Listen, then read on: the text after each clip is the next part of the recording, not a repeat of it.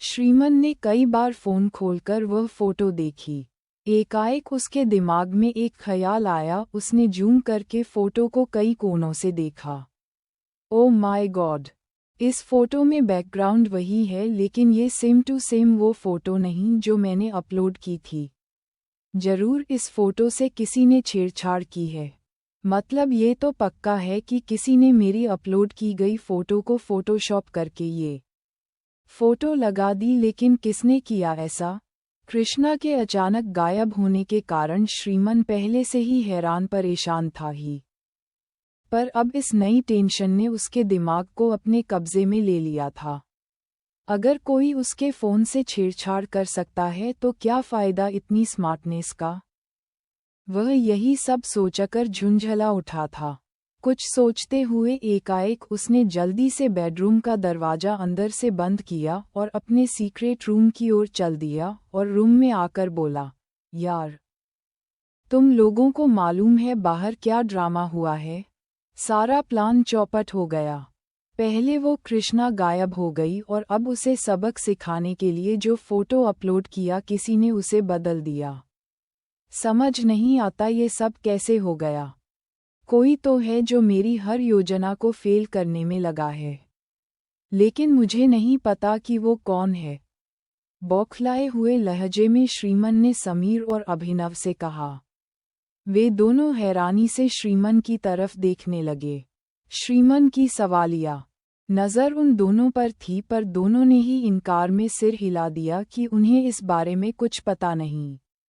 वे खुद हैरान थे, जबकि श्रीमन भेद देने वाली निगाहों से बारी बारी उन दोनों के चेहरों को देख रहा था। पता नहीं क्यों, पर वह उन दोनों को शक के दायरे से बाहर नहीं मान पा रहा था। कमरे में कोई बाहर से नहीं आया सिवा उन दोनों के। या तो समीर ने ये सब किया या फिर अभिनव ने।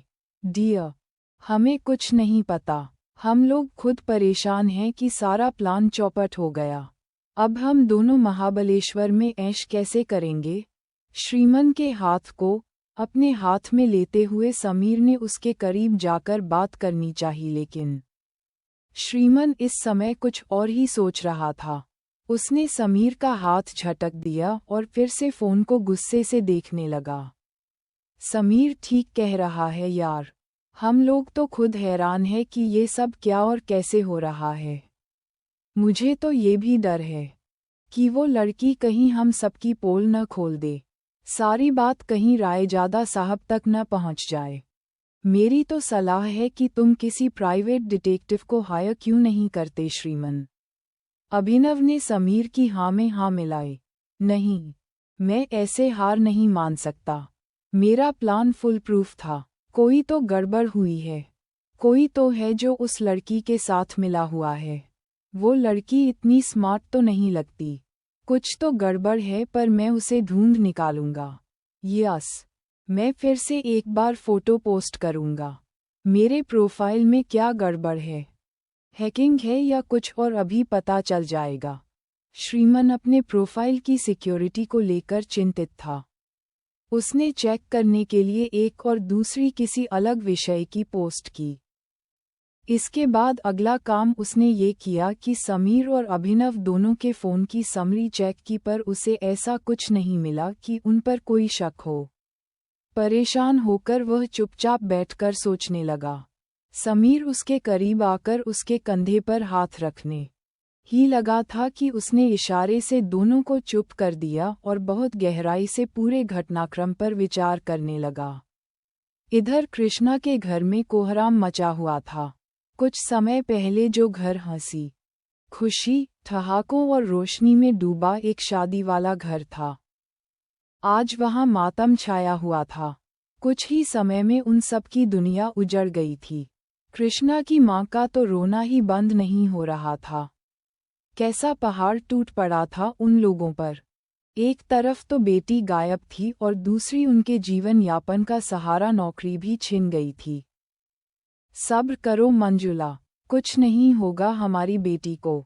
जब हमने किसी का कुछ बुरा नहीं किया तो हमारा भी बुरा नहीं होगा, सुधीर जी ने पत्नी को दिलासा देने के लिए कहा।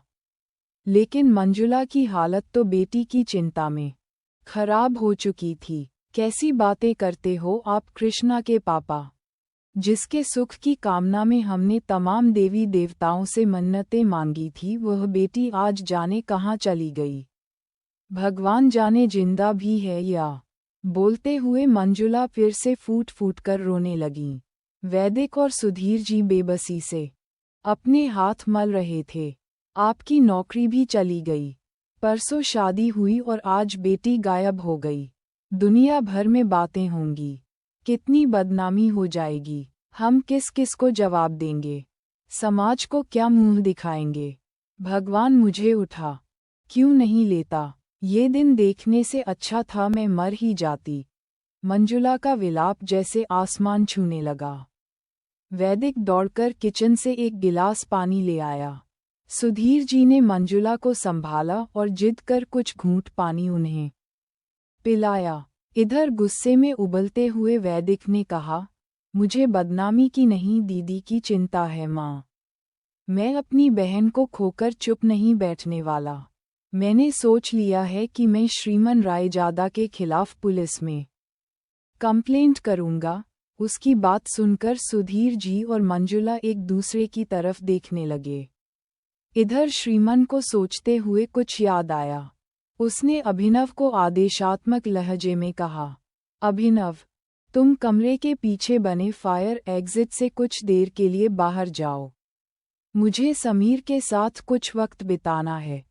अभिनव बाहर चला गया तो श्रीमन ने समीर पर ध्यान केंद्रित करते हुए कहा, समीर, मैंने तुम्हारे ही सामने वो फोटो अपलोड की थी।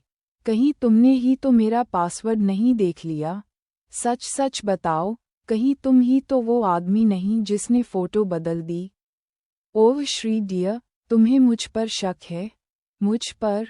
2 साल से हम दोनों का रिश्ता है। मैंने दुनिया में सबसे ज्यादा प्यार तुमसे ही किया है हनी। क्या कमी रह गई थी मेरे प्यार में कि तुम मुझ पर शक कर रहे हो? क्या मेरा प्यार भूल गए तुम? हमारा 2 वर्षों का रिश्ता भी भूल गए? तुनकते हुए समीर ने कहा और मुंह बनाकर श्रीमन को नाराजगी दिखाने लगा और आगे बोला, ओके, सुनो डियर, तुम वो दूसरा वाला पोस्ट चेक करो और कृष्णा वाले फ़ोन की एडिटेड हिस्ट्री भी चेक करो। अभी सब क्लियर हो जाएगा। समीर की सलाह पर श्रीमन ने तुरंत अमल किया पर उसे फिर से निराश होना पड़ा। उसे फ़ोन में फिर से कुछ नहीं मिला। ओह हनी, मेरे प्यार में इतने खोए हो तुम कि तुमने ही कहीं गलत फ़ोटो तो अपलोड नहीं कर दी? थोड़ा लहराते हुए, अदा दिखाते हुए समीर ने श्रीमन को छेड़ते हुए उसका हाथ खींचा। ओह शट अप, अपना नाटक बंद करो, मुझे सोचने दो समीर, गुस्से से उसे परे धकेलते हुए श्रीमन ने कहा और वह फिर से पोस्ट लगाने के लिए अपनी फ़ोटो गैलरी में वही फ़ोटो चेक करने लगा पर उसने जो देखा तो वह उछलकर खड़ा हो गया। जैसे उसे किसी बिच्छू ने काट लिया हो। सामने फ़ोन गैलरी में वही एडिटेड फ़ोटो थी और इस मूल फ़ोटो का कोई अता पता नहीं था। ये देख गुस्से से थरथराते हुए श्रीमन जोर से चीखा, डिस्गस्टिंग! नो, नेवर, ये नहीं हो सकता। मेरा फ़ोन कोई हैक कर ही नहीं सकता। लेकिन वो फ़ोटो कहाँ गायब हो गई? कैसे?